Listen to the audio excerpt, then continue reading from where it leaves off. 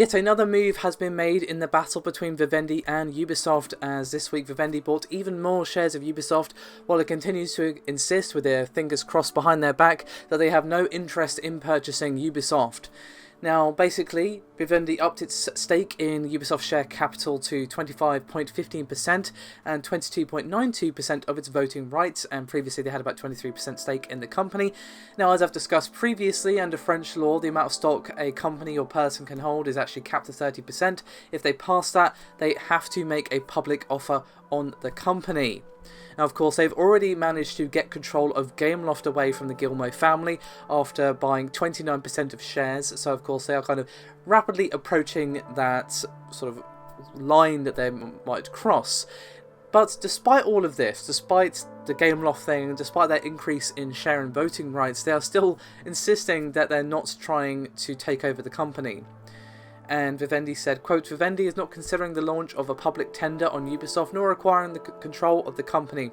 Vivendi is hoping to build a fruitful cooperation with Ubisoft."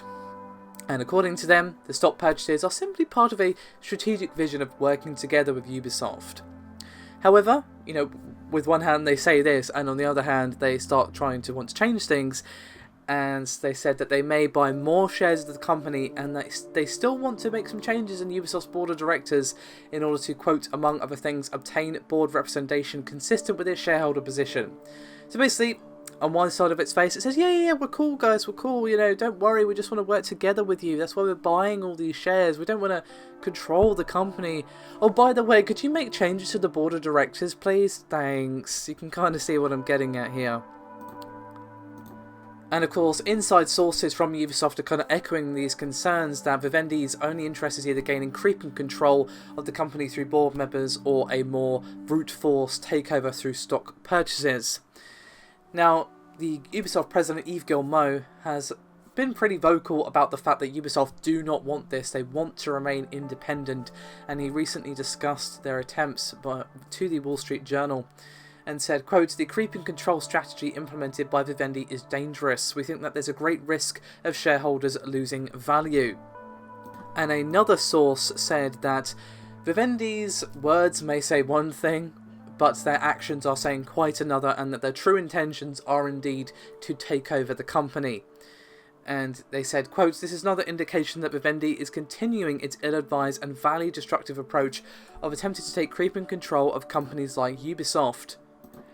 As we've said previously, we are undeterred by these actions and remain focused on providing the best experiences to our players and fans, and to delivering long-term value for all of our shareholders."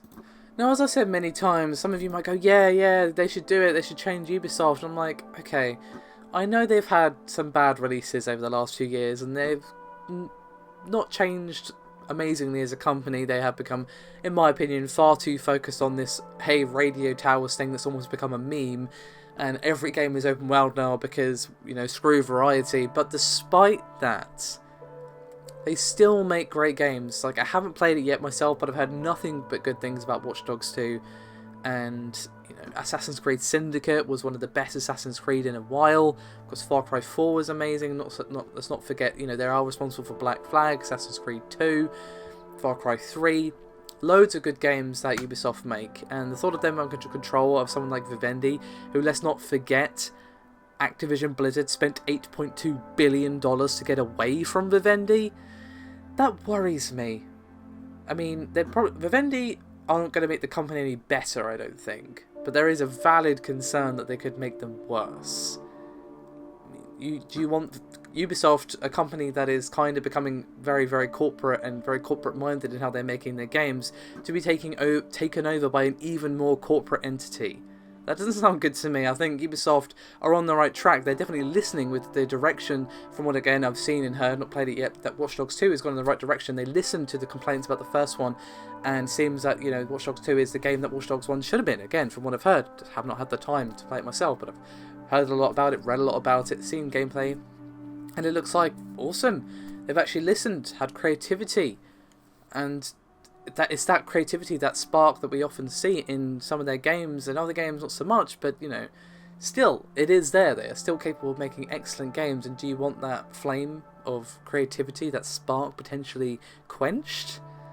I mean, I I don't think I do, to be honest. So, you know, I hope Ubisoft have got their battle lines drawn and their tactics ready, because despite what Vivendi say, their words don't really mean much when it's clear that, you know, they are trying to take over the company. Or at least take control, even if they don't try and buy the company. So, another battle line has been drawn, hopefully.